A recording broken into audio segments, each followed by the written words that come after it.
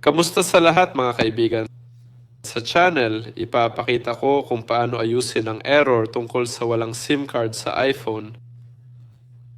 Una, subukan lang na tanggalin ang tray ng SIM card at ibalik ulit. I-restart din ang telepono. Kung hindi gumana, pumunta sa settings.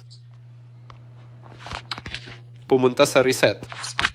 Pumunta sa general, mag-scroll pababa.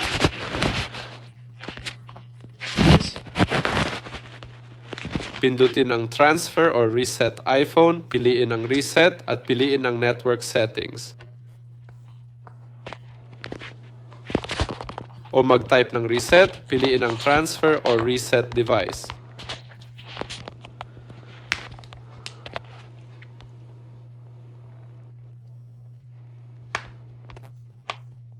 Kailangan natin ng network settings. I-reset ang network settings. Ganyan. O i-reset lahat ng settings.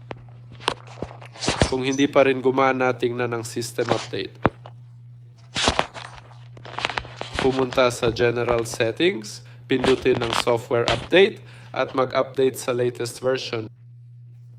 Yan lang. Kasama ninyo si paalam sa lahat.